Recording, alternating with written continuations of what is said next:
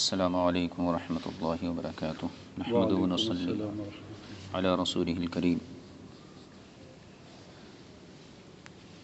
جامعہ انواریہ حیدرآباد باب العلم انواریہ educational society کے زیر اہتمام ابو داؤد شریف کی سلسلے وار ریکارڈنگ حاضر خدمت ہے۔ آج ہم حدیث نمبر 2256 کو پڑھیں گے۔ حدثنا الحسن بن علی حدثنا یزید بن ہارون حدثنا عباد بن منصور عن اکرمۃ عن ابن عباس قال، حضرت عبداللہ ابن عباس رضی اللہ تعالی عنہ سے مروی ہے، آپ نے فرمایا، جاء ہلال بن امیۃ وهو احد الثلاثة الذین تاب اللہ علیہم۔ ہلال بن امیہ حاضر ہوئے اور یہ وہ ہیں، ان 3 حضرات میں سے ہیں کہ جن کی توبہ جنگ تبوک کے موقع پر قبول کی گئی تھی۔ وعلى الثلاثة الذين خلفوا حتى اذا ضاقت عليهم الارض بما رحبت الى آخر الآیہ۔ یہ آیت کریمہ جن 3 لوگوں کی توبہ کی قبولیت کے بارے میں نازل ہوئی، انہی 3 میں سے ایک ہلال بن امیہ ہے، تو اسی کو بیان فرمایا گیا، وهو احد الثلاثة الذين تاب اللہ علیہم، اور یہ ان 3 میں سے ایک ہیں جن کی توبہ اللہ تعالیٰ قبول فرمایا۔ تو فجاء من ارضہ عشیا، یہ شام کے وقت، شام سے مراد یعنی عشاء کا وقت شروع ہونے کے بعد، یہ اپنی زمین سے، تو زراعت کی زمین یا کھیتی باڑی کی زمین، اپنی زمین سے واپس آئے۔ فوجد عند اہلہ رجلا، اور انہوں نے اپنے شریک زندگی کے ساتھ کسی اجنبی کو دیکھا، پایا۔ فرآ بعینیہ، اور انہوں نے اپنی آنکھوں سے اس اجنبی کو وہاں دیکھا۔ وسمع باذنہ، اور ان کی باہم گفت و شنود کو اور آپسی گفتگو کو انہوں نے اپنے کانوں سے سنا۔ فلم یہجہ حتی اصبح، تو صبح تک اس منظر نے انہیں برانگیختہ نہیں کیا، یعنی صبح تک یہ صبر کرتے رہے اور اس پر کوئی رد عمل ظاہر نہیں کیا۔ ثم غدا علی رسول اللہ صلی اللہ علیہ وسلم، پھر علی الصبح حضور اکرم صلی اللہ علیہ وسلم کی بارگاہ میں حاضر ہوئے۔ فقال یا رسول اللہ، اور عرض کیا، اے اللہ کے رسول صلی اللہ علیہ وسلم، انی جئت اہلی عشاء، انی جئت اہلی، یا رسول اللہ، میں اپنی اہلیہ کے پاس عشاء، رات کے وقت پہنچا۔ فوجدت، اور میں نے پایا، فوجدت عندہم رجلا، اب یہاں پر جو ہے عندہم کا لفظ ہے، اگر یہ اعراب کی غلطی نہیں ہے تو یہاں عندہا ہونا چاہیے کہ میں نے اپنی بیوی کے پاس ایک اجنبی کو پایا، کیونکہ مفہوم جو ہے عندہم سے برابر نہیں بیٹھ رہا ہے، کیونکہ وہاں ایک تو ان کی خاتون تھی، ایک اجنبی تھا، تو خاتون کے پاس ایک اجنبی کو پایا تو عندہا کی ضمیر ہونا چاہیے۔ ہو سکتا ہے، ممکن ہے یہ جو ہے طباعت کی غلطی ہو سکتی ہے، پرنٹنگ، جی ہاں، اس کی غلطی ممکن ہے۔ دیکھیے، فوجدہ عندہم رجلا، جو یہاں لکھا ہوا مسیح کی طور پہ پڑھ رہے ہیں، لیکن مفہوم یہی ہے کہ میں نے ان کے پاس یعنی اپنی بیوی کے پاس ایک اجنبی کو دیکھا، پایا۔ فرأیت بعینیہ، میں نے اپنی آنکھوں سے دیکھا۔ وسمعت باذنیہ، اور میں نے اپنے کانوں سے سنا، یعنی یہ گفتگو انہوں نے حضور کی خدمت میں پیش کی، رات کا سارا منظر بیان کیا۔ فکرہ رسول اللہ صلی اللہ علیہ وسلم ما جاء بہ، حضور اکرم صلی اللہ علیہ وسلم نے ناپسند کیا اس چیز کو جو انہوں نے بیان کیا، یعنی یہ پورا ماجرا جو انہوں بیان کیے، اس کو رسول پاک صلی اللہ علیہ وسلم ناپسند فرمائے۔ واشتد علیہ، اور حضور کے اوپر یہ معاملہ بہت سخت ہو گیا۔ رسول پاک صلی اللہ علیہ وسلم کا ایک مزاج انتہائی نازک مزاج رہا، اور کوئی شخص جب اس قسم کے سوالات کیا کرتا تو حضور اکرم صلی اللہ علیہ وسلم پر یہ شاق گزرتا تھا، چونکہ یہ حضور کی غیرت کا تقاضا تھا، اور غیرت مند جو انسان ہوتا ہے وہ ایسی باتوں کو سننا اپنی طبیعت کے لیے انتہائی جو ہے کہنا چاہیے شاق اس پر گزرتا ہے۔ اور حضور اکرم صلی اللہ علیہ وسلم کی حدیث بھی ہے کہ ساری مخلوق میں سب سے زیادہ غیرت مند میں ہوں، اور مجھ سے زیادہ غیرت مند اللہ رب العزت کی ذات ہے۔ تو گویا حضور کی غیرت کی طرف سے یہ معاملہ آپ پر شدید ہو گیا، فنزلت، تو یہ آیت کریمہ نازل ہوئی۔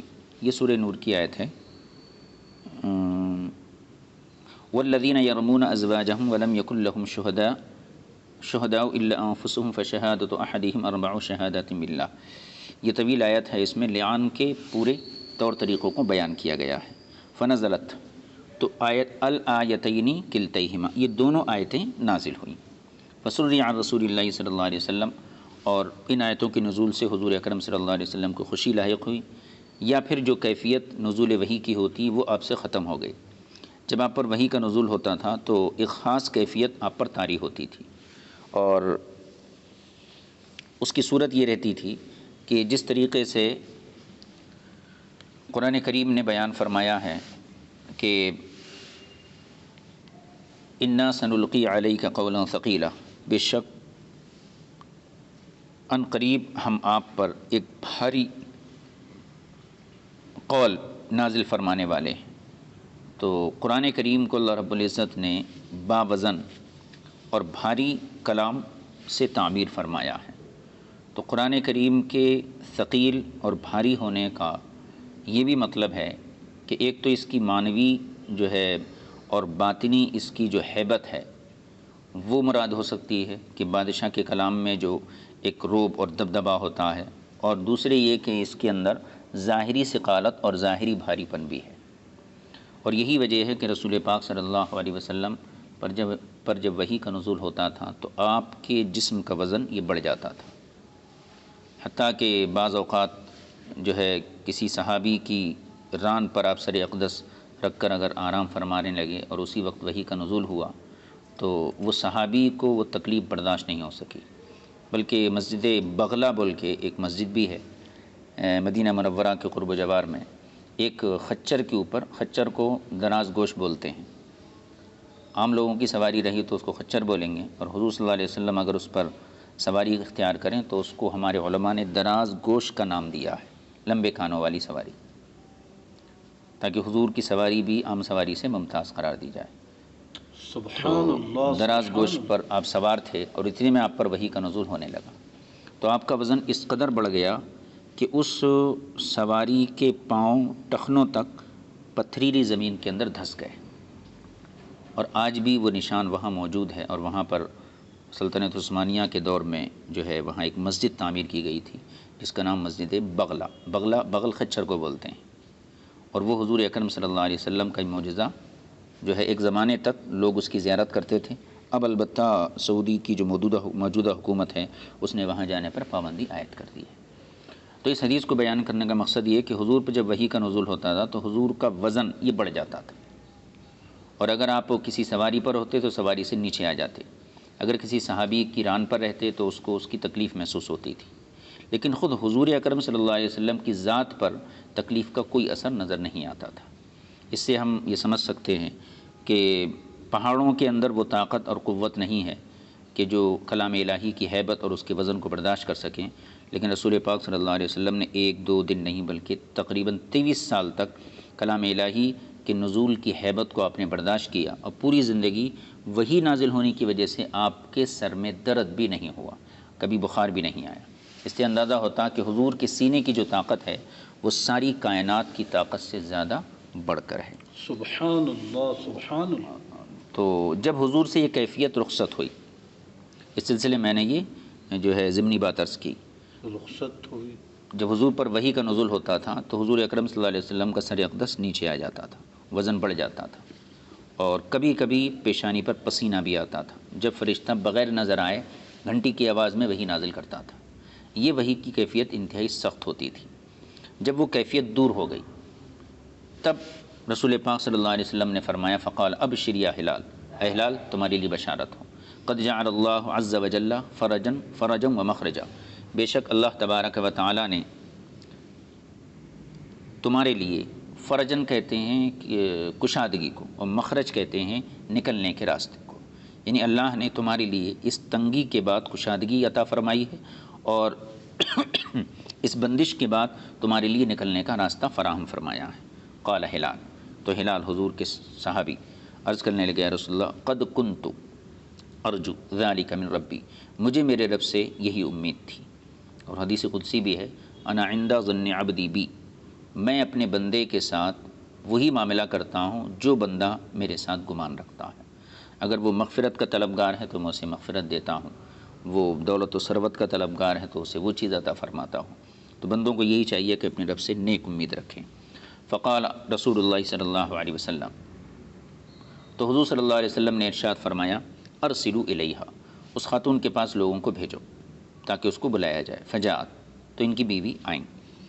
فتلاھا علیہما، سو رسول اللہ صلی اللہ علیہ وسلم، حضور صلی اللہ علیہ وسلم نے اسی آیت کو جو آیت لعان ہے، والذین یرمون ازواجہم، اس آیت کو ان دونوں کے سامنے تلاوت فرمایا۔ وذکرہما، اور انہیں نصیحت دی، ان کو تذکیر سے کام لیا۔ واخبرہما، اور انہیں بتایا، ان عذاب الآخرۃ اشد من عذاب الدنیا، بے شک آخرت کا عذاب یہ دنیا کے عذاب سے زیادہ شدید ہے۔ فقال ہلال، تو ہلال عرض کرنے لگے، واللہ لقد صدقت علیہا، اللہ کی قسم میں نے اپنی بیوی پر بالکل سچ بولا ہے۔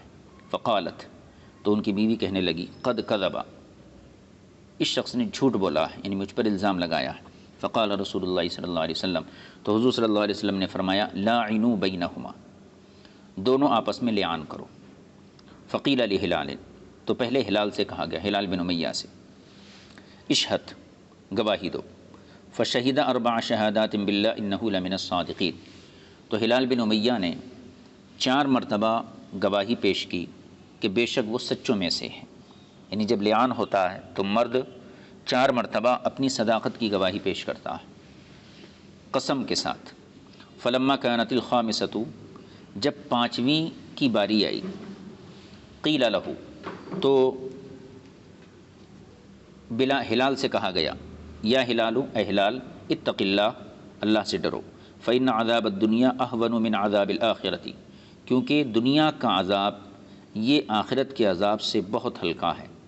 وإن هذه الموجبۃ التي توجب علیک العذاب، اور یہ جو معاملہ ہے لعان کا اور یہ قسموں کا معاملہ ہے، تو یہ چیز واجب کر دینے والی ہے تمہارے اوپر عذاب کو۔ فقال، تو انہوں نے کہا، واللہ لا يعذبنی اللہ علیہا، مجھے اللہ اس پر عذاب نہیں دے گا، کما لم یجلدنی علیہا، جس طریقے سے اللہ نے مجھ پر اس سلسلے میں کوڑے نہیں لگوائے، یا مجھ پر جو ہے کوڑوں کی سزا نافذ نہیں کروائی۔ فشہد الخامسہ، یعنی کہنے کا مقصد یہ تھا کہ اگرچہ لعان میں جو قسمیں کھائی جاتی ہیں اگر وہ قسمیں جھوٹی ہوئیں تو اس جھوٹ کی وجہ سے جو ہے آخرت کا عذاب نازل ہوتا ہے، اور آخرت میں سخت ترین عذاب ہے۔ اور اگر لعان کرنے سے پہلے بندہ اپنے گناہ سے توبہ کر لے یا اس چیز کا اعتراف کر لے کہ میں نے اپنی بیوی کے اوپر جھوٹا الزام رکھا ہے، تو ایسی صورت میں صرف حد ہے، اور حد کا مطلب یعنی دنیا میں جو ہے اس کو کوڑے لگائے جائیں گے۔ تو دنیا کی جو سزا ہے یہ آخرت کی سزا سے زیادہ آسان ہے، اور آخرت کی سزا زیادہ سخت ہے۔ تو انہوں نے یہ کہا کہ اللہ تعالیٰ، تو صحابہ نے جب ان کو اس چیز سے ڈرایا کہ دیکھو یہ اس سے عذاب آخرت واجب ہو جاتا ہے، اگر تم اعتراف کر لو گے اپنے جھوٹ کا یا اپنے کذب کا تو پھر ایسی صورت میں دنیا کی حد رہے گی وہ آسان ہے۔ تو انہوں نے کہا نہیں، اللہ تعالیٰ مجھے اس پر عذاب نہیں دے گا، جیسے کہ اللہ نے مجھے کوڑوں سے بچا لیا۔ یعنی جب یہ حضور کے پاس آئے اور انہوں نے اپنی بیوی کے اوپر الزام جو بات بیان کرنا تھی وہ بیان کی، تو حضور اکرم صلی اللہ علیہ وسلم نے ان کو یہ نصیحت کی تھی کہ اگر آپ سے غلطی ہوئی ہے یا جھوٹ ہے اس میں تو پھر سزا کے لیے تیار ہو جاؤ۔ البینۃ، یعنی یا تو گواہ پیش کرو ورنہ اپنی پیٹھ کو سزا کے لیے حاضر کر دو۔ تو انہوں نے کہا کہ جس طریقے سے اللہ تعالیٰ میری پیٹھ کو کوڑوں کی سزا سے بچایا، اسی طریقے سے آخرت کے عذاب سے بھی بچائے گا۔ فشہد الخامسہ، اور یہ کہتے انہوں نے 5ویں مرتبہ بھی قسم کھا لی۔ فشہد الخامسہ، 5ویں مرتبہ انہوں نے گواہی دی، ان لعنت اللہ علیہ ان کان من الکاذبین، یہ اپنے بارے میں اپنے اوپر لعنت کی کہ اگر میں جھوٹا ہوں تو مجھ پر اللہ کی لعنت ہو۔ اللہ کی لعنت کا مطلب یہ ہوتا ہے کہ جب اس لعنت کی نسبت اللہ کی طرف کریں، یعنی اللہ کی اس شخص پہ لعنت ہے، تو مطلب یہ ہوتا ہے اللہ کی رحمت سے دور کرنا، یعنی اللہ تعالیٰ اپنی رحمت سے اس کو دور کر دیا۔ اور جب بندے ایک دوسرے کو لعنت کرتے ہیں تو یہ قسم کی بد دعا ہوتی ہے۔ فلم اللعنۃ اللہ علیہ کان من الکاذبین، تو 5ویں مرتبہ اس طریقے سے انہوں نے قسم کھا لی۔ ثم قیل لہا، پھر خاتون سے کہا گیا، ان کی بیوی سے، کہ اشہدی، گواہی دو۔ فشہدت 4 شہادات باللہ انہ لمن الکاذبین، تو انہوں نے 4 مرتبہ اللہ کی قسم کے ساتھ یہ گواہی کھائی، یہ گواہی دی، انہ لمن الکاذبین، کہ بے شک وہ شخص یعنی میرا شوہر یہ جھوٹا ہے۔ فلما کانت الخامسہ، جب 5ویں گواہی کی باری آئی، قیل لہا، تو ان سے بھی کہا گیا، اتق اللہ، اے خاتون اللہ سے ڈرو، فإن عذاب الدنیا اہون من عذاب الآخرہ، کیونکہ دنیا کا عذاب یہ آخرت کے عذاب سے آسان ہے۔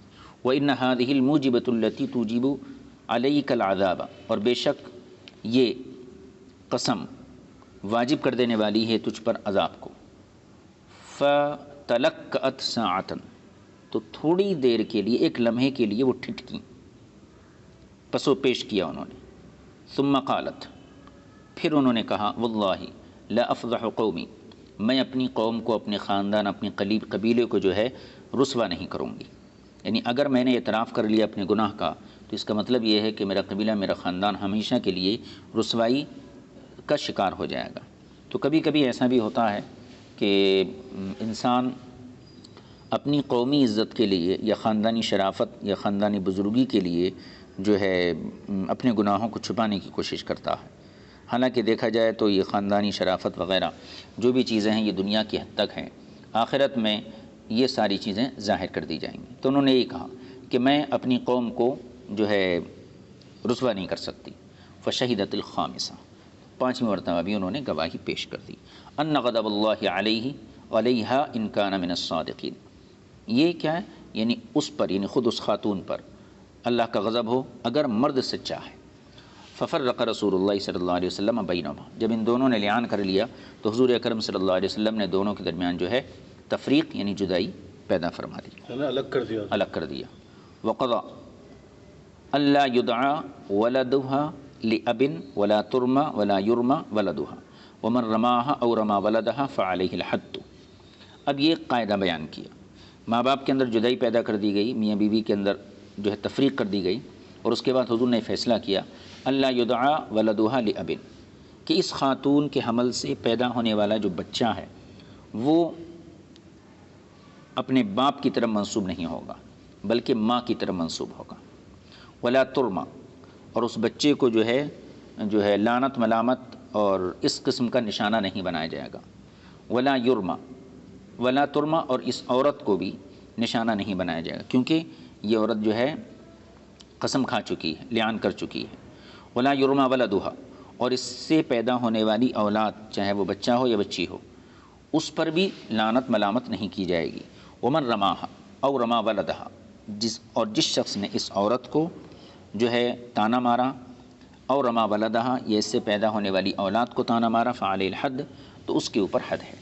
وقضى اللہ بیت لها علیہ ولا قوت من اجل انہما یتفرقان من غیر طلاق ولا متوفى عنها، قاعدہ یہ ہے کہ اگر شوہر اپنی بیوی کو طلاق دے دے تو عورت یعنی بیوی عدت کے ایام شوہر کے گھر میں گزارتی ہے، ایک، یا پھر شوہر کا انتقال ہو جائے تو اس کی بیوی شوہر کے گھر میں عدت گزارتی ہے۔ تو طلاق کی وجہ سے اگر میاں بیوی میں جدائی پیدا ہو یا مرد کی موت کی وجہ سے میاں بیوی میں تفریق پیدا ہو تو پھر عدت شوہر کے گھر میں گزاری جاتی ہے، لیکن لعان کے اندر جو جدائی پیدا ہوئی نہ تو اس کا سبب طلاق ہے اور نہ موت ہے، لہذا حضور نے یہ فیصلہ کیا کہ وقضى اللہ بیت لها علیہ، اس عورت کے لیے مرد کے اوپر گھر دینے کی ذمہ داری نہیں ہے۔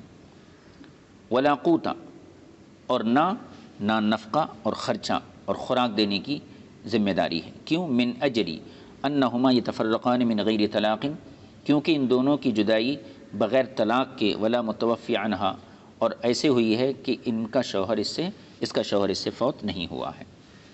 وقال، اب یہ بات مکمل ہو گئی، اب رسول پاک صلی اللہ علیہ وسلم نے ارشاد فرمایا مرد بھی لیان کر لیا، عورت بھی لیان کر لی۔ صحابہ اکرام نے چوتھی مرتبہ قسم کھانے کے بعد دونوں کو روکنے کی کوشش کی، لیکن دونوں نہیں رکے اور انہوں نے لیان مکمل کر لیا۔ حضور جدائی بھی کر دیے، حکم بھی بیان فرما دیے۔ اب اس کے بعد حضور اکرم صلی اللہ تعالیٰ علیہ وسلم نے کچھ جو ہے اپنے علم کا مظاہرہ فرمایا اور فرمایا قال ان جاءت به اصیحب اریسح اثیب بجا حمش الساقین فہو لہلال۔ حضور نے ارشاد فرمایا کہ اگر اس سے پیدا ہونے والا بچہ، یعنی اس خاتون سے پیدا ہونے والا بچہ اگر معمولی سرخ بالوں والا ہو، ہلکے سرین والا ہو، ابری ہوئی کمر والا ہو اور پتلی پنڈلیوں والا ہو، یعنی اگر یہ عورت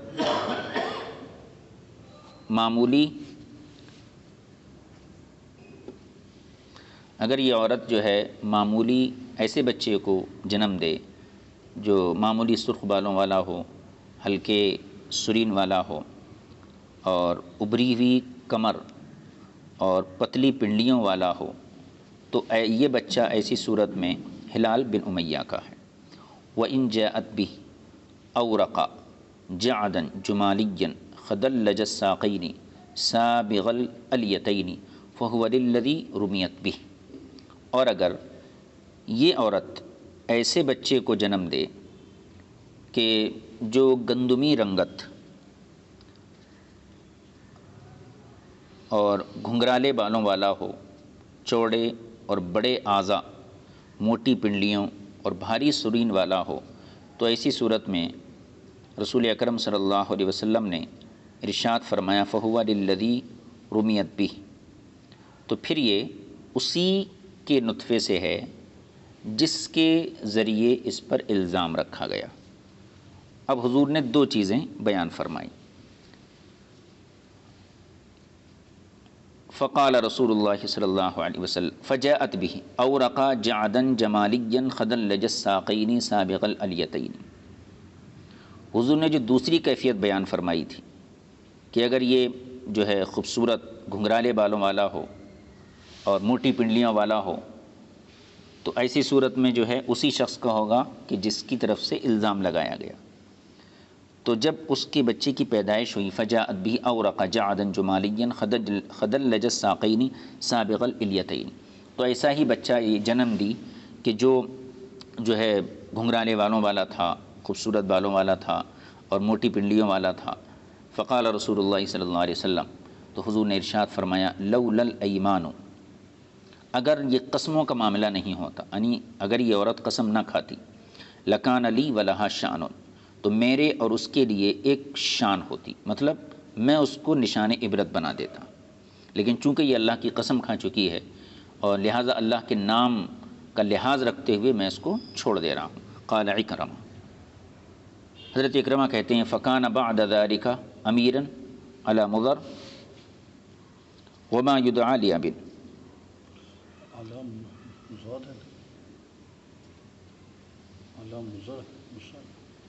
ہاں حضرت اکرمہ بیان کرتے ہیں وہ بچہ یہ مضر نہیں ہے، غالباً یہ مصر ہونا چاہیے، امیراً علی مصر، کہ وہ بچہ جو ہے یہ بار بار جو ہے اس میں کتاب میں کچھ طباعت کی پرنٹنگ کی غلطی ہے، تو پہلے میں اس کو فکان امیراً علی مضر پڑھا اور اصل میں یہ لفظ دوسرے نسخے میں جو ہے مصر ہے جی۔ تو حضرت اکرمہ کہتے ہیں وکانا بعد ذلک امیراً علی مصر، کہ اس کے بعد وہ شخص جو ہے مصر کا سردار بنا تھا، لیکن مطلب جو بچہ اس خاتون سے پیدا ہوا اس کے بارے میں بیان کر رہے ہیں کہ یہ بچہ جو پیدا ہوا، تو چونکہ حضور اسی ٹائم ارشاد فرما دیے وقضا کہ بچے کو باپ کی طرف منسوب نہیں کیا جائے گا، تو اس عورت کی پیٹ سے جو بچہ پیدا ہوا تو یہ شخص بڑا ہونے کے بعد مصر کا امیر بنا، وما یدعا لأب، لیکن یہ باپ کی طرف منسوب نہیں کیا جاتا تھا، بلکہ ماں کی طرف منسوب کیا جاتا تھا۔ تو گویا کہ یہ حضرت اکرمہ نے اس حضور کے اس قول کی وضاحت بیان فرما دی۔ آگے حدیث پڑھ لیجئے، حدیث نمبر 2257۔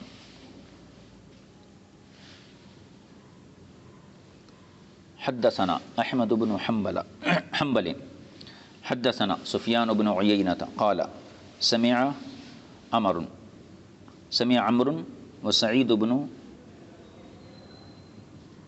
سفیان بن عیینہ قال سمع عمرو سعید بن جبیر یقول، عمر نے سعید بن جبیر سے کہتے ہوئے سنا، سمعت ابن عمر، میں نے ابن عمر سے سنا، یقول کہتے ہوئے، قال رسول اللہ صلی اللہ علیہ وسلم للمتلاعنین، حضور اکرم صلی اللہ علیہ وسلم نے دو لعان کرنے والوں سے فرمایا، حسابکما علی اللہ، تم دونوں کا حساب اللہ کے ذمے ہے، احدکما کاذب لا سبیل لک علیہا، تم دونوں میں سے ایک کوئی جھوٹا ہے، اور لا سبیل لک علیہ، اور تجھے اس خاتون پر کوئی راستہ نہیں، یعنی اگر مرد جھوٹا ہے تو عورت کے اوپر کوئی راستہ نہیں۔ قال یا رسول اللہ، حضور اکرم صلی اللہ علیہ وسلم سے کہا گیا، یا رسول اللہ مالی، میرا مال، مطلب یہ جب لعان کر لیے تم، اب لعان کی وجہ سے دنیا کی حد یہ ختم ہو گئی، اب کوئی سزا نہیں دی جائے گی، لیکن تمہارا معاملہ یہ اللہ کے ذمہ کرم پر ہے، اب تمہیں عورت کے خلاف کسی قسم کی کارروائی کرنے کی گنجائش نہیں ہے۔ تو اس لعان کرنے والے مرد نے کہا، یا رسول اللہ کہ میرا مال، یعنی میں جو زندگی میں اس کو مال دیا جب نکاح کی صورت تھی، تو پھر اس مال کا کیا ہوں گا؟ تو حضور نے ارشاد فرمایا، قال لا مال لک، تیرے لیے مال کچھ نہیں ہے، لا مال لک، تیرے لیے مال نہیں ہے۔ کیوں؟ ان کنتا صدقتا علیہا، نکاح کے وقت کیا فرمایا؟ نکاح کیا، جی، اور نکاح کرنے کے بعد ایک زمانے تک دونوں جو ہے میاں بیوی کے طور طریقے سے رہتے رہے، اب اس دوران اس نے کچھ دیا ہوں گا اپنی بیوی کو، کوئی گھر، پیسہ، جو بھی ہے مال، اب تفریق کر دی گئی، اب حضور نے فرمایا کہ تمہارا اس پر اب کوئی راستہ نہیں ہے، یہ تم سے الگ ہو گئی، تو انہوں نے کہا میرا جو مال میں اس کو دیا ہوں تو پھر اس مال کا کیا ہے؟ تو حضور نے فرمایا مال تمہارا نہیں ہے، لا مال لک، تمہارے لیے اس کے اوپر کوئی مال نہیں۔ کیوں؟ ان کنت صدقتا علیہا فہو بما استحللت من فرجہا، کہ مرد جو اپنی بیوی کو مال دیتا ہے، تو مال کیا ہے؟ وہ دراصل حق مہر ہے، جو کھانا پینا ہے اس کو شمار نہیں کیا جائے گا، جو حق مہر ہے۔ تو اگر تم مہر دے چکے ہو تو پھر اس مہر کے بدلے تم نے جو ہے اس سے استمتاع بھی کیا ہے، یعنی اس سے اپنی خواہشات کو پورا بھی کیا ہے، تو گویا کہ یہ بدلہ ہو گیا۔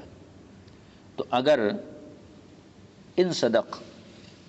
ان کنت صدقت علیہا، یعنی اگر تم اپنے اس الزام میں سچے ہو، لعان کرنے والے مرد نے اپنی بیوی پہ الزام لگایا، تو حضور نے فرمایا ان کنت صدقت علیہا، اگر تم نے اس پر سچ کہا، یعنی اس عورت کے خلاف جو تم بول رہے ہو اگر وہ یہ سچ ہے، فہو بما استحللت من فرجہا، تو پھر یہ مال جو تم نے اس کو دیا تھا یہ اس کا بدلہ ہو گیا جو اس کی شرمگاہ سے تم نے استفادہ کیا یا اس کو حلال کیا، برابر ہو گیا۔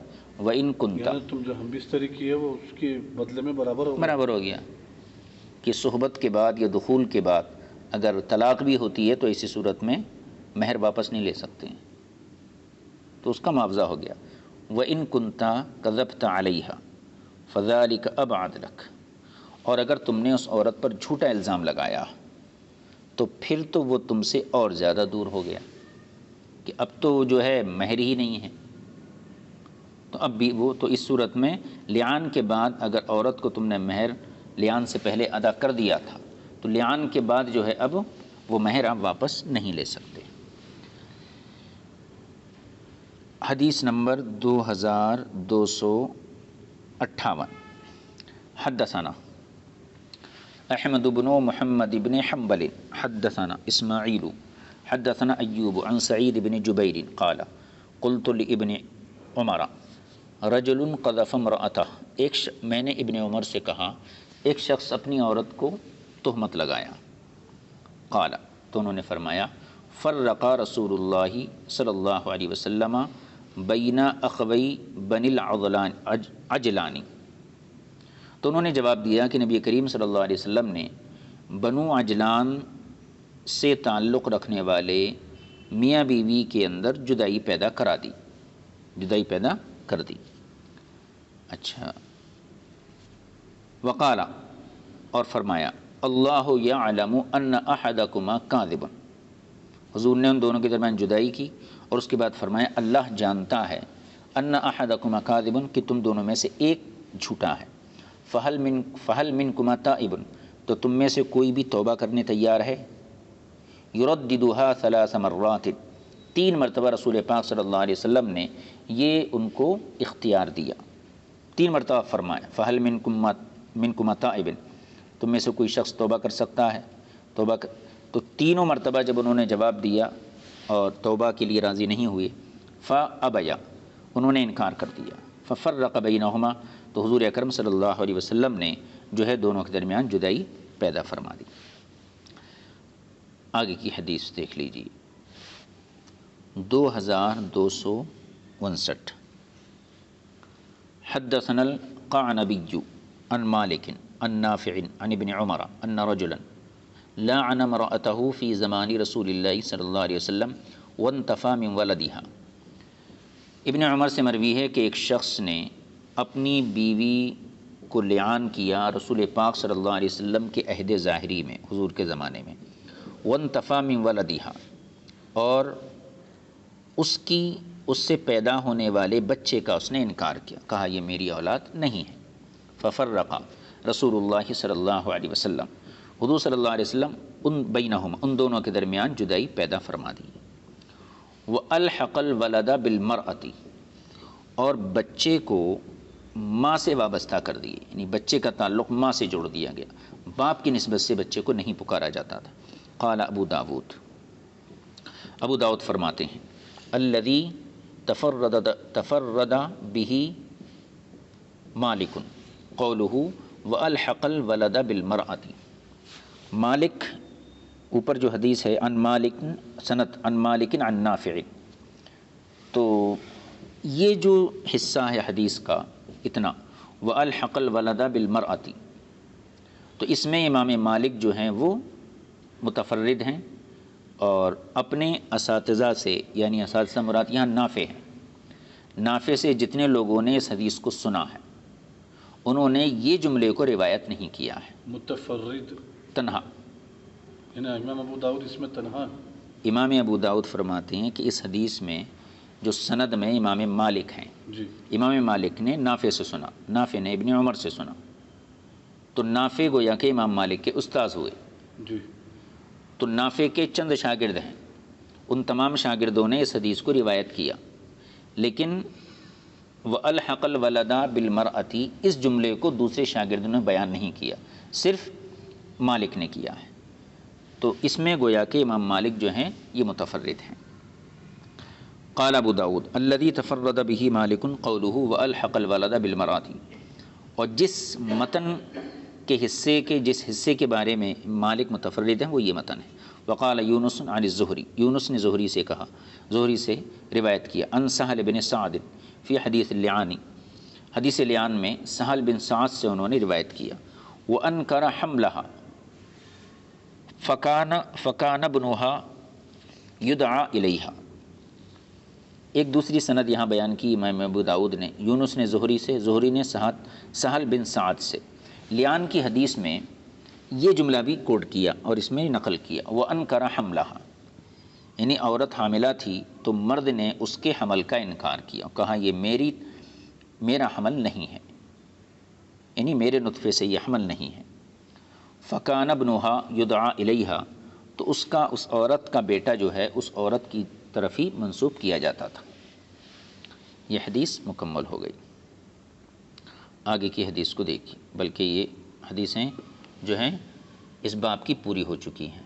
اب یہاں پر کچھ چیزیں ہیں، یہ ابھی 3-4 حدیثیں جو پڑھے ہم، ان تمام حدیثوں میں ایک چیز کے حکم کو بہت وضاحت کے ساتھ بیان کیا گیا کہ میاں بیوی اگر لعان کر لیں،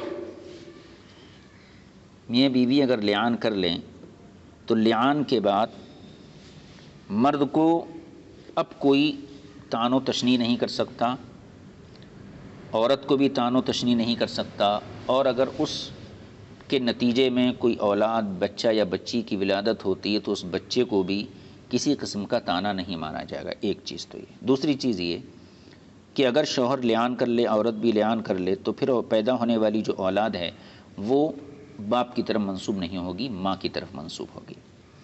اور تیسری چیز، ایک مفتی کی کیا ذمہ داری ہے؟ مفتی کی ذمہ داری یہ بھی ہوتی ہے کہ جب اس سے کوئی سوال کیا جائے، کوئی مسئلہ پوچھا جائے، اور شخصی طور پر کوئی مسئلہ پوچھنے حاضر ہو، تو اس کی ذمہ داری یہ ہے کہ پوچھنے والے کے حالات کی تحقیق کرنا اور اس کا جائزہ لینا۔ تو اس کا حالات کی تحقیق کرنا اور جائزہ لینے سے کیا تعلق ہے اس کا تعلق یہ ہے کہ اس سے صحیح مسئلہ جو شریعت اگر رخصت دینا چاہتی ہے اور وہ سائل جو ہے رخصت کے قابل نہیں ہے، تو ایسی رخصت سے وہ سائل غلط فائدہ حاصل کرتا ہے، اور اگر وہ رخصت کے قابل ہے لیکن اس کے حالات سے مفتی بے خبر ہے تو رخصت کا اس کو فائدہ نہیں ہوتا ہے۔ مثال کے طور پر ایک شخص ہے دور حاضر میں کہ جس کے پاس ایک بچی ہے اور وہ نکاح کرنا چاہتا ہے، لیکن وہ اتنا قلاش، مفلس اور تنگ دست ہے کہ وہ 2-4 جوڑے بھی جمع کرنے کی صلاحیت نہیں رکھتا ہے۔ اب اس کے سامنے ایک ہی راستہ ہے کہ سود پہ، انٹرسٹ پہ پیسہ لے اور پھر اپنی بچی کی جو ہے کہنا چاہیے نکاح وغیرہ کا انتظام کرے۔ تو اب اگر مسئلہ براہ راست کسی مفتی سے پوچھا جائے کہ بھئی بچی کی شادی کے لیے کیا سود پہ پیسہ لیا جا سکتا ہے، تو مفتی یہی جواب دیں گے کہ نہیں لیا جا سکتا ہے، حرام قطعی ہے، بالکل حرام ہے۔ لیکن فقہا نے کچھ صورتیں بیان فرمائی ہیں، 3 صورتیں ہیں، میں یہاں اس کی وضاحت نہیں کروں گا۔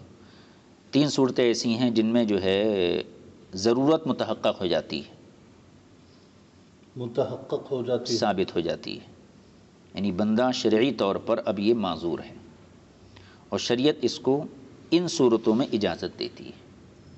تو اگر وہ شخص جس کی بچی کا نکاح ہے اور اس کے پاس کوئی انتظام نہیں ہے، اگر وہ مفتی کے سامنے جا کر اپنی صحیح صورتحال بیان کرے اور مفتی تحقیق کرنے کے بعد شریعت جو سہولت دی ہے اس سے یہ بندہ فائدہ اٹھا سکتا ہے۔ اس لیے مفتی کو چاہیے کہ حالات کی تحقیق کرنا اور سائل کے جو ذاتی معاملات ہیں، ذاتی جو حالات ہیں، ان کی بھی تحقیق کرنا چاہیے۔ تو یہ باب جو ہے یہ مکمل ہو گیا۔ اب یہاں سے دوسرے باب کا آغاز ہوگا۔ باب نمبر 28، باب اذا شک فی الولد۔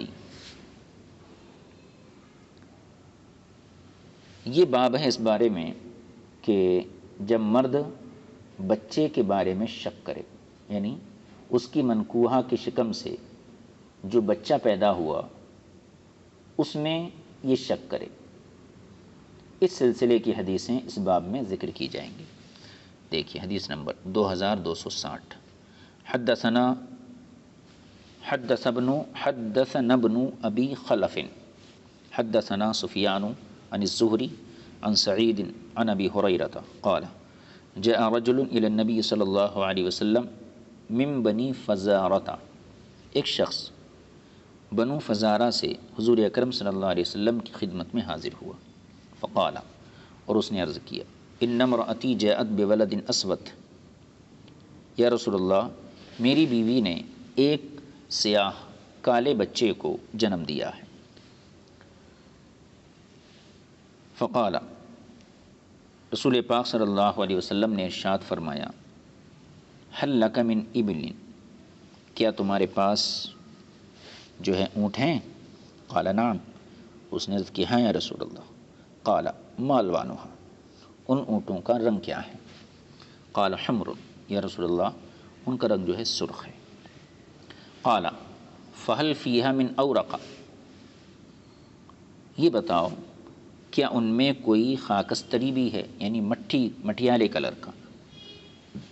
قال، تو انہوں نے عرض کیا ان فیہا اورق، یا رسول اللہ اس میں خاکستری بھی ہے، ایک مٹی کے کلر کا بھی ہے۔ قال، تو حضور نے ان سے پوچھا فأنا تراہ، یہ بتاؤ تمہارا کیا خیال ہے وہ کہاں سے آیا؟ فأنا تراہ، تم اس کو کہاں سے دیکھ رہے ہو جب تمہارے تمام اونٹوں کا رنگ سرخ ہے، اور انہی سرخ اونٹوں میں ایک ایسا اونٹ بھی ہے کہ جو مٹیالے کلر کا ہے، تو پھر یہ کیسے آیا؟ تو اس نے کہا قال عسى ان يكون نزعه عرق، اس نے کہا کسی رگ نے اسے کھینچ لیا ہوگا۔ قال، کسی رگ نے اسے کھینچ لیا ہوگا۔ تو حضور صلی اللہ علیہ وسلم نے فرمایا وَهَذَا عَسَىٰ أَن يَكُونَ نَزَعَهُ عِرْقٌ، اسی طرح اس تمہارے بچے کو بھی کسی رگ نے کھینچ لیا ہوگا۔ یعنی حضور اکرم صلی اللہ علیہ وسلم نے گویا اس کو تمثیل کے ذریعے اور ایک مشاہدے کے ذریعے یہ بیعت بتایا کہ محض شک کی بنیاد پر اپنی منکوحہ کے شکم سے پیدا ہونے والے بچے کے بارے میں جو ہے کوئی غلط گمان نہیں کرنا، بلکہ ممکن ہے کہ تمہارے خاندان میں، تمہارے آبا و اجداد میں، یا پھر تمہاری بیوی کے خاندان میں اس رنگ کا کوئی شخص گزرا ہو اور اس بچے نے اسی رنگ کو اختیار کر لیا ہو۔ آگے کی حدیث پڑھی، حدیث نمبر 2261۔ حدثنا الحسن بن علي حدثنا عبد الرزاق اخبرنا معمر عن الزهري باسناده ومعناه وهو حينئذ يعرض بأن ينفيه، یہی روایت ایک اور سند کے ساتھ جو ہے زہری سے منقول ہے، جس میں یہ الفاظ ہیں، وہ اشارے کنائے میں، یعنی کہ جو شخص تھا، یہی جو حدیث ہے یہ جو زہری سے منقول ہے، اس میں یہ الفاظ ہیں وَهُوَ حِينَئِذٍ يُعَرِّضُ، یعنی اس نے کھل کر اس بچے کا انکار نہیں کیا تھا، بلکہ وہ اشارتاً اور کنایتاً جو ہے اپنی طرف نسبت کیا انکار کر رہا تھا۔ حِينَئِذٍ يُعَرِّضُ، وہ شخص اس وقت جو ہے تعریض کے ذریعے جو ہے نفی کر رہا تھا۔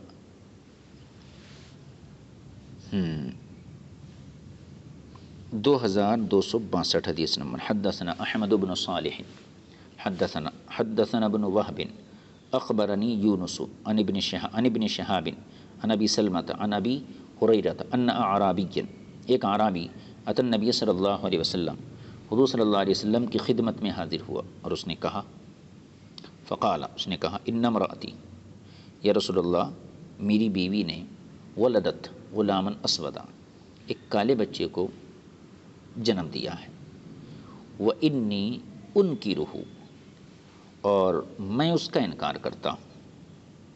فذکر معنا، پھر جو ہے جو گزشتہ حدیث گزری اسی کے مثل ذکر کیا گیا۔ اب یہاں دو حدیثیں، متن دو کا ہے اور ایک سند ہے، 3 حدیثیں مان لیجئے۔ ہم نے یہاں 3 حدیثیں پڑھی، ان میں ایک شخص اپنی بیوی کے شکم میں جو ہے ابھرنے والی زندگی سے انکار کر رہا، اور وہ یہ کہہ رہا کہ یہ میری اولاد نہیں ہے۔ تو بچے کی نفی کی صورت میں، یعنی شوہر اگر اپنی بیوی کے پیٹ میں جنم لینے والے بچے سے نفی کر دے کہ میرا بچہ نہیں ہے، تو لعان کا طریقہ کیا ہے؟ یعنی اگر یہ زنا کا الزام ہے، بھئی جب بیوی کے پیٹ میں بچے کا اگر شوہر انکار کرا تو پھر یہ بظاہر زنا کا ہی الزام ہے، تو بچے کی نسب کی نفی کی صورت ہو، یعنی اگر زنا کا یہ الزام بچے کے نسب کی نفی کی صورت میں ہو، ایک تو یہ ہے کہ عورت کے اوپر زنا کا الزام لگایا، یہ بھی الزام ہے، اور ایک یہ ہے بظاہر وہ یہ نہیں بولا کہ میری شریک زندگی نے یہ بدفعلی کا کام، یہ بدفعلی کی ہے یا زنا کیا ہے، بلکہ وہ یہ کہے کہ اس کے پیٹ میں جو بچہ ہے وہ میرا نہیں ہے، تو یہ بھی الزام ہے۔ لیکن یہ ایسا الزام ہے کہ جس میں زنا کا لفظ تو نہیں بولا گیا، لیکن بچے کے نسب کی اس نے نفی کر دی، تو یہ بھی جو ہے زنا کے الزام میں آ گیا۔ تو اگر شوہر اپنی بیوی پر زنا کا الزام اس طور پر رکھے کہ بیوی کے پیٹ میں جنم لینے والی زندگی کے نسب کا وہ انکار کر دے، تو قاضی اس بچے کے نسب کی نفی کر دے گا، یعنی اسے اس کی ماں کی طرف منسوب کیا جائے گا۔ اور اس میں لعان کی صورت کیا ہوگی؟ لعان کی صورت یہ ہوگی کہ حاکم وقت یا قاضی وقت مرد سے یہ کہے گا کہ وہ یہ کہے کہ میں اللہ کے نام کی قسم اٹھا کر اس بات کی گواہی دیتا ہوں کہ میں سچا ہوں، جو میں نے بیوی پر یہ الزام لگایا ہے جس میں بچے کی نفی کی گئی ہے، اس بات میں سچا ہوں۔ اسی طرح عورت کی طرف سے بھی اسی بات کو کہا جائے گا۔ اگر مرد عورت پر زنا کا الزام لگائے اور بچے کی نفی بھی کرے تو وہ لعان میں ان دونوں کا ذکر کرے گا، اور قاضی بچے کے نسب کی نفی کر کے اسے ماں کے ساتھ شامل کر دے گا۔ اور اس کی دلیل یہ ہے کہ حضور اکرم صلی اللہ علیہ وسلم سے یہ بات منقول ہے کہ آپ نے ہلال بن امیہ اوپر جو حدیث گزری، ہلال بن امیہ کی بیوی کے بچے کی ہلال سے نسبت کی نفی کر دی تھی اور اس بچے کو اس کی ماں کے ساتھ لاحق کر دیا تھا۔ اس لیے جو ہے لعان کے بعد بچے کے نسب کو باپ سے ختم کر کے جو ہے اس کی ماں سے وابستہ کر دیا جائے گا۔ اب یہ دوسرا باب ہے، باب التغلیظ فی الانتفاع،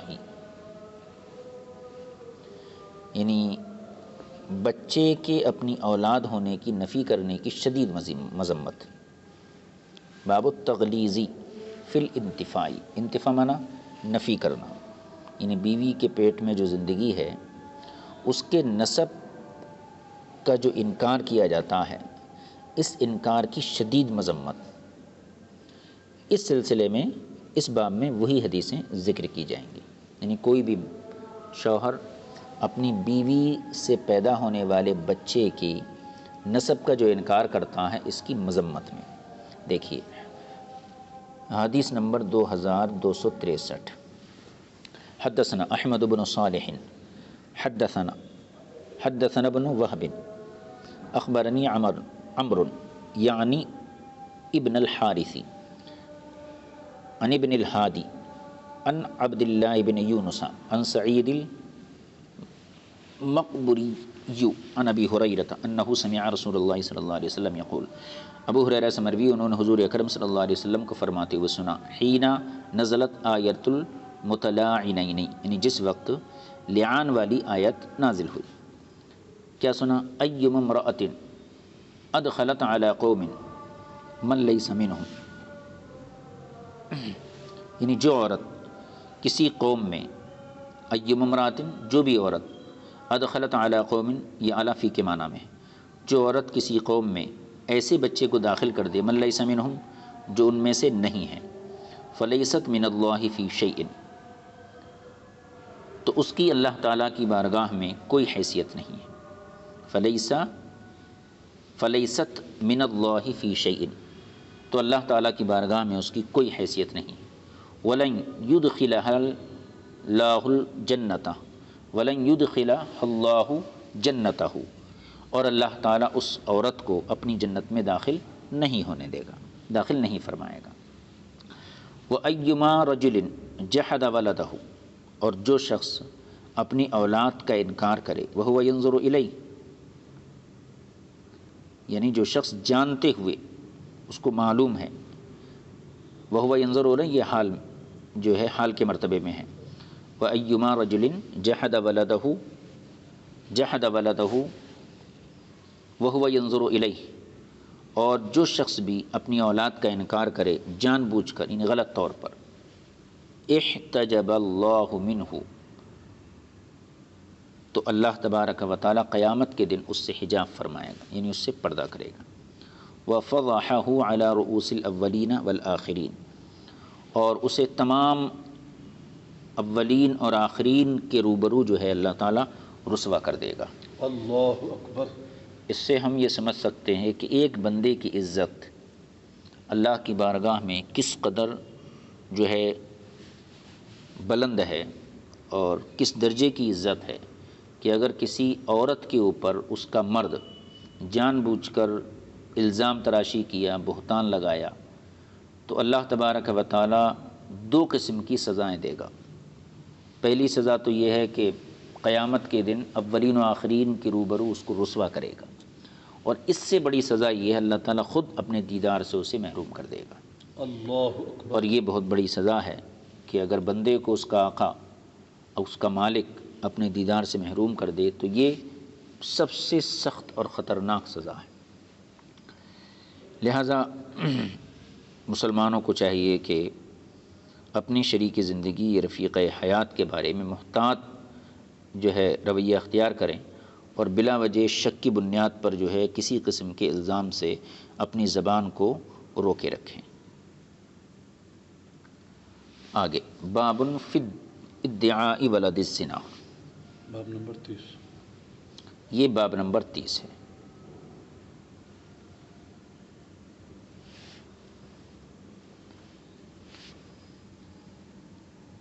یہ اب جو ہے باب نمبر 30، باب فی ادعاء ولد الزنا، یعنی ولد الزنا بچے کا دعویٰ کرنا، یعنی ولد الزنا بچے کے بارے میں اپنی اولاد ہونے کا دعویٰ کرنا۔ ایک بچہ جو زنا کے نتیجے میں پیدا ہوا، اس پر اپنی اولاد ہونے کا دعویٰ کرنا کہ یہ میری اولاد ہے، اس بارے میں کیا ارشادات ہیں۔ حدیث نمبر 2264۔ حدثنا یعقوب بن ابراہیم حدثنا معتمر عن سلم یعنی ابن ابی الزنادی حدثنی، اب یہ دو نسخے ہیں، ایک میں ابی زیاد ہے، ایک میں ابی الزناد ہے۔ ابی الزناد یہ درست ہے۔ حدثنی بعض اصحابنا عن سعید بن جبیر عن ابن عباس انہ قال، حضرت عبداللہ بن عباس سے مروی انہوں نے فرمایا، قال رسول اللہ صلی اللہ علیہ وسلم، حضور اکرم صلی اللہ علیہ وسلم نے ارشاد فرمایا، لا مساعۃ فی الاسلام، اسلام میں زنا کی کوئی گنجائش نہیں ہے۔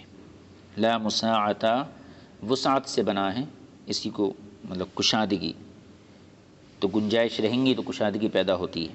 لا مساعۃ فی الاسلامی، اسلام میں زنا کی کوئی گنجائش نہیں ہے۔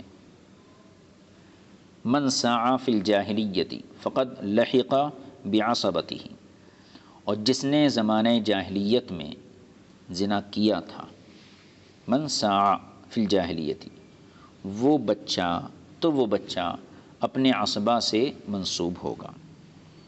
ومن ادعى ولدا من غیر رشدۃ، اور جو شخص نکاح صحیح کے بغیر، ومن ادعى ولدا،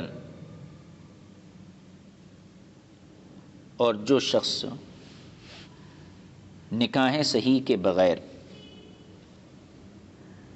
پیدا ہونے والے بچے کے اوپر اپنی اولاد ہونے کا دعویٰ کرے،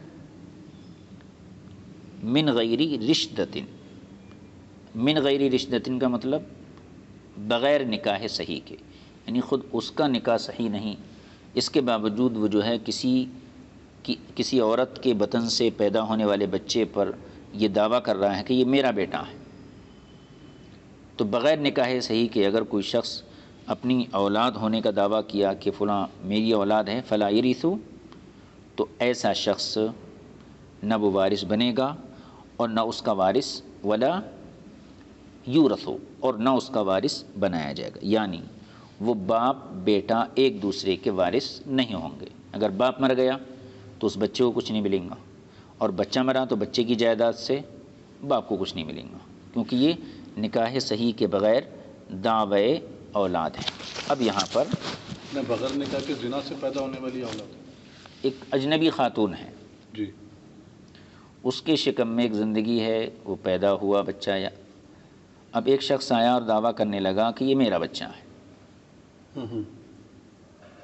اور گواہوں کی بنیاد پہ جو ہے وہ عدالت میں گواہ کی بنیاد پر فیصلہ ہوتا ہے، انہیں بول دیا یہ میری اولاد ہے، اور اپنی طاقت کے زور سے وہ حاصل بھی کر لیا بچے کو۔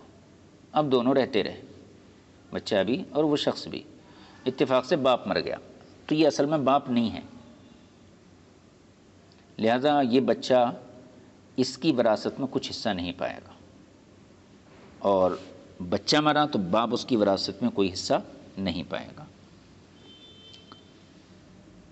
یہ ہو گیا۔ حدثنا حدیث نمبر 2265، حدثنا شیبان بن فروخ حدثنا محمد بن راشد طویل سند، وحدثنا الحسن بن علی حدثنا یزید بن ہارون اخبرنا محمد بن راشد وهو اشبع، یہ محمد بن راشد یہ اشبع ہیں، عن سلیمان بن موسیٰ عن عمر بن شعیب عن ابیہ عن جدہ قال، عمر بن شعیب اپنے والد سے، وہ اپنے دادا سے روایت کرتے ہیں، قال ان النبی صلی اللہ تعالی علیہ وسلم، بے شک حضور صلی اللہ علیہ وسلم نے قضا فیصلہ کیا، ان کل مستلحق استلحق بعد ابیہ الذی یدعى له ادعاه ورثته، فقضى ان كل من كان من امة يملكها يوم اصابها فقد لحق بمن استحلقه وليس له مما قسم قبله من الميراث شيء۔ اس حدیث پاک کو دیکھ لیجئے، حضور اکرم صلی اللہ علیہ وسلم نے ارشاد فرمایا، ان النبی صلی اللہ علیہ وسلم قضا، حضور صلی اللہ علیہ وسلم نے فیصلہ کیا کہ جس بچے کے بارے میں اس کے باپ کے انتقال کے بعد دعویٰ کیا جائے، ان کل مستحلق، جس بچے کے بارے میں اس کے باپ کے مرنے کے بعد دعویٰ کیا جائے جبکہ باپ اپنی زندگی میں اس کا دعوے دار رہا ہو، بعد ابیہ الذی یدعى له ادعاہ، جبکہ باپ اپنی زندگی میں اس کا دعوے دار رہا ہو، ورثت ہو، اور اس کے بعد اس کے ورثاء نے بھی اس بچے کا دعویٰ کیا، وورثت ہو، اور اس کے ورثاء نے بھی دعویٰ کیا، فقضا، تو اس کے بارے میں نبی کریم صلی اللہ علیہ وسلم نے یہ فیصلہ دیا کہ ہر وہ بچہ جو کسی کنیز کی اولاد ہو، ہر وہ بچہ، فقضا تو یہ فیصلہ دیا، ان کل، کنیز یعنی باندھی، کل من کان من امت، ہر وہ بچہ جو کسی کنیز کی اولاد ہو، اور یملکھا یوم اصابہا، اور جس دن مرد نے اس کنیز کے ساتھ صحبت کی ہو، یوم اصابہا، جس دن اس نے صحبت کی ہو، فقد لحق بمن استحلق، تو اس دن وہ اس کنیز کا مالک ہو، تو وہ بچہ اس سے لاحق ہوگا، لاحق ہوگا، مل جائے گا، اس سے اس کو نسب ثابت کیا جائے گا جس سے لاحق ہونے کا دعویٰ کیا گیا ہے۔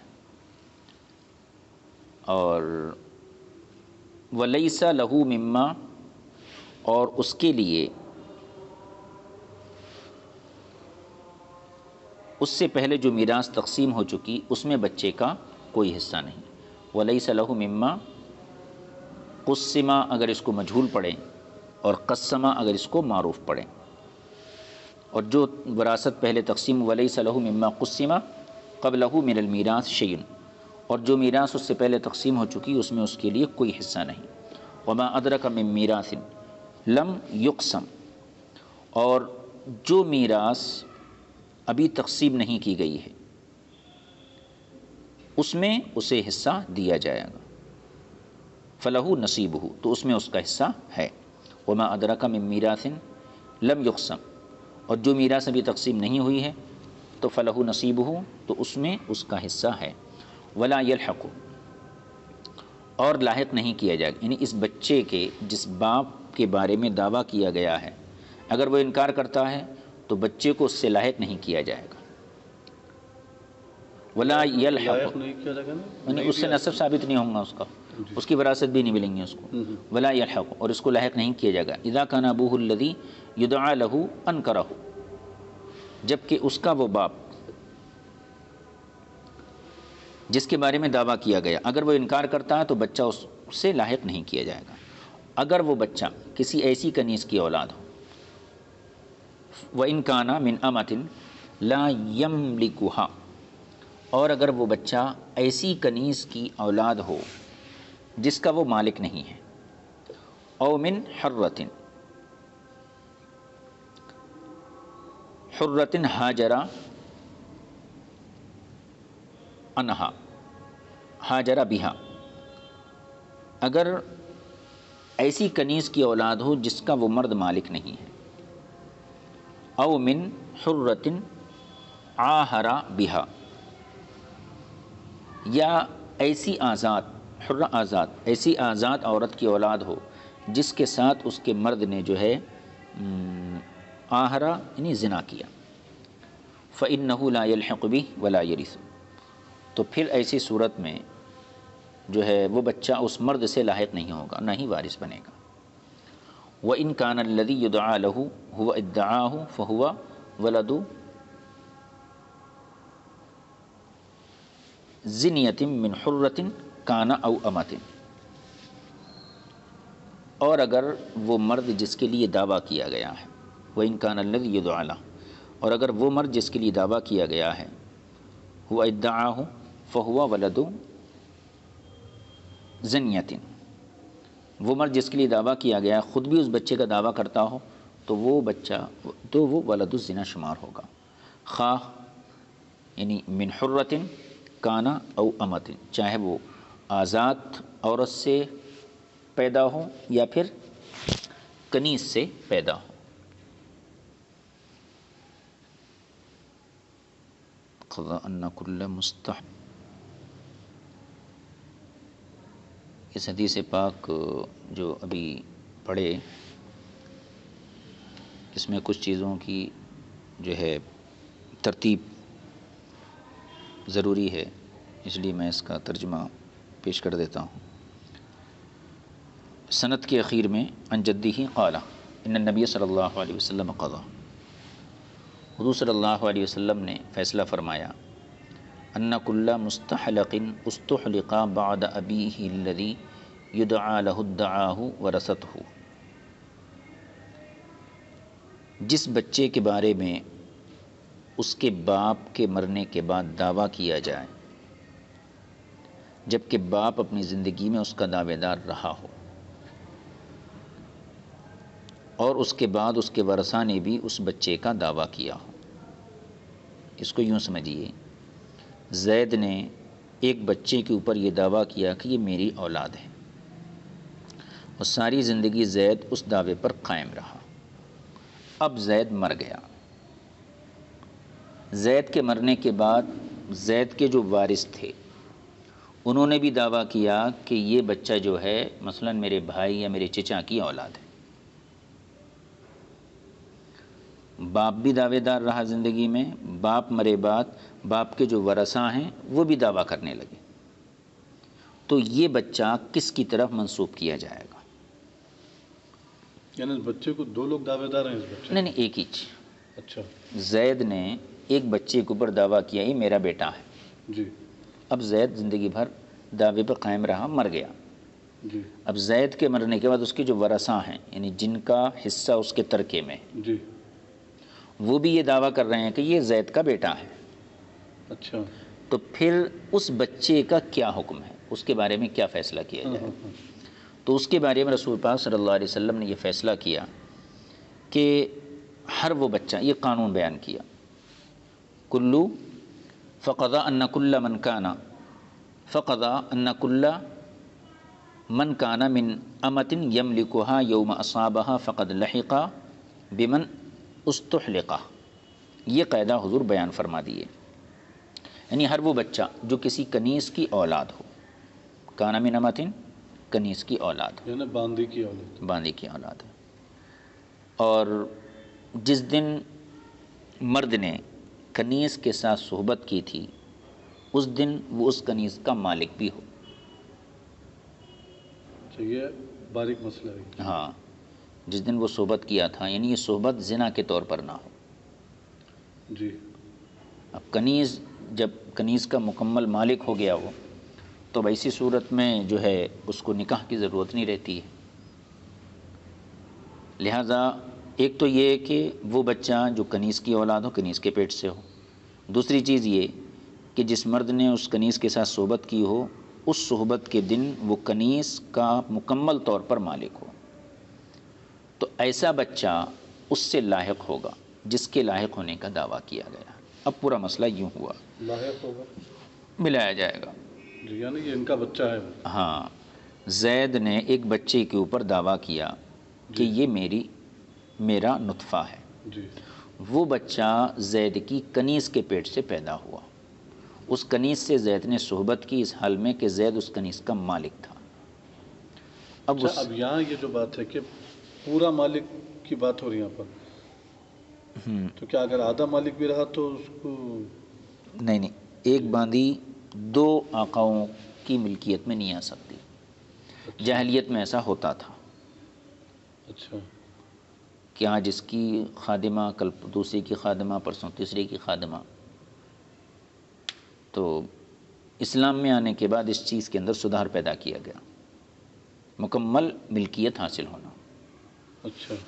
تو اگر میں مالک ہوں تو میں اس سے ہم بستری کر سکتا ہوں. مثال کے طور پہ میری باندی ہے، میری کنیز ہے، میں اس کا مالک ہوں تو میں ہی اس سے ہم بستری کروں گا. جی ہاں. تو میں اگر اجازت سے اپنے کسی بھائی احباب وغیرہ کو اجازت نہیں دے سکتا کہ وہ اس سے صحبت کریں؟ ہبہ کر سکتے ہیں پورے طور پر. یعنی کمپلیٹ ہبہ ہی کر دینا. ہاں، ایسا ہے. اچھا. مسئلہ دوسرا تھا. تو مسئلہ یہ تھا کہ وہ بچہ جو کسی کنیز کے بطن سے پیدا ہو اور مرد نے اس کنیز سے صحبت کی ہو اور اس دن وہ کنیز اس کی ملک میں ہو، تو یہ بچہ اسی سے لاحق کیا جائے گا. فرض کر لیجئے زید ایک کنیز سے صحبت کیا، جس دن صحبت کیا وہ اس کا مالک تھا، اس سے ایک بچہ پیدا ہوا. تو زید نے یہ دعویٰ کیا کہ یہ میرے نطفے سے ہے. زید زندگی بھر اپنا دعویٰ کرتا رہا، دعوے پر قائم رہا. اب زید مر گیا. زید کے مرنے کے بعد اس کے ورثہ بھی اسی دعوے پر قائم رہے کہ ہاں یہ زید کا بیٹا ہے، یہ زید کے نطفے سے پیدا ہے. اب وہ بچہ مر گیا. تو اس کی جو وراثت ہے ان وارثوں کو دی جائے گی، اس کا جو ترکہ ہے. اب بچہ بھی مر گیا. بچہ مرا تو بچے کا جو ترکہ ہے، جو مال ہے، جو بھی ہے، تو اس مال میں یہ لوگ حصہ پائیں گے. اچھا. یہ ایسا ہی حصہ پائیں گے جیسے کہ اپنے بھائی کے بیٹے کے اس میں سے پا رہے ہیں. اچھا. تو یہ وراثت سے متعلق ہے. تو یہ بچہ اس سے لاحق ہوں گے. یہ حضور نے قاعدہ بیان کر دیا. قال ان النبی صلی اللہ علیہ وسلم قضا، حضور صلی اللہ علیہ وسلم نے یہ فیصلہ دیا، ان کل مستحلق استحلق بعد ابیہ الذی یدعى له ادعاه ورثته، یعنی ہر وہ بچہ جس کے بارے میں اس کے باپ کے انتقال کے بعد دعویٰ کیا جائے، جبکہ باپ اپنی زندگی میں اس کا دعوے دار رہا ہو، اور اس کے بعد اس کے ورثاء نے بھی اس بچے کا دعویٰ کیا ہو، تو اس کے بارے میں حضور نے یہ فیصلہ دیا کہ ہر وہ بچہ فقضى ان كل من كان من امة يملكها يوم اصابها فقد لحق بمن استحلق، ہر وہ بچہ جو کنیز کی اولاد ہو اور جس دن مرد نے اس سے صحبت کی تھی اس دن وہ اس کنیز کا مالک تھا، تو وہ بچہ اس سے کے ساتھ لاحق ہوگا جس سے لاحق ہونے کا دعویٰ کیا گیا ہے. اس سے پہلے جو میراث تقسیم ہو چکی، وَلَيْسَ لَهُ مِمَّا قُسِمَ قَبْلَهُ مِنَ الْمِيرَاثِ شَيْءٌ، اور اس سے پہلے جو میراث تقسیم ہو چکی اس میں اس بچے کا کوئی حصہ نہیں ہے. وَمَا أَدْرَكَ مِن مِيرَاثٍ لَمْ يُقْسِمْ فَلَهُ نَصِيبٌ، اور جو میراث ابھی تقسیم نہیں ہوئی ہے تو اس میں اس کا حصہ ہے. اچھا آگے، وَلَا يَلْحِقُ إِذَا كَانَ أَبُوهُ الَّذِي يُدْعَى لَهُ أَنْكَرَ، اس بچے کے جس باپ کے بارے میں دعویٰ کیا گیا ہے کہ وہ اس کا باپ ہے، اگر وہ انکار کرے، اگر وہ انکار کرتا ہے تو بچے کو اس سے لاحق نہیں کیا جا سکتا. انکار کون کرتا ہے؟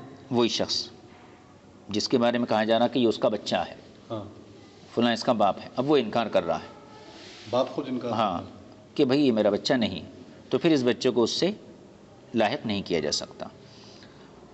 اگر وہ بچہ کسی ایسی کنیز کی اولاد ہو، وہ انکانا، وَإِنْ كَانَ مِنْ أَمَةٍ لَمْ يَمْلِكَهَا، اور اگر وہ بچہ ایسی کنیز کی اولاد ہو جس کا یہ شخص مالک نہیں، یعنی مرد جس کا مالک نہیں تھا، او من حرۃ آہر بہا، یا ایسی آزاد عورت کی اولاد ہو وہ بچہ جس کے ساتھ اس نے زنا کیا تھا، فإنه لا يلحق به ولا يرث، تو پھر اس بچے کو نہ تو اس سے لاحق کیا جائے گا اور نہ ہی یہ وارث بنے گا۔ وإن كان الذي يدعى له هو ادعاه، اور اگر وہ مرد جس کے لیے دعویٰ کیا گیا ہے خود بھی اس بچے کا دعویٰ کرتا ہے تو ولد الزنا شمار ہوگا، خواہ وہ آزاد عورت سے ہو یا پھر کسی کنیز یا باندی سے ہو۔ یہ حدیث پاک مکمل ہو گئی، اور اس کے بعد جو ہے دوسری حدیث ہے، اس کو انشاءاللہ تعالی آگے کے درس میں شامل کر لیں گے۔ حدیث نمبر کون سا رہے گا؟ یہ جو حدیث ہوئی 225 ہوئی، 265 ہو چکی ہے، 265۔ اس کے بعد 2266 یہ حدیث جو ہے آگے کے درس میں انشاءاللہ شامل کی جائے گی۔ السلام علیکم۔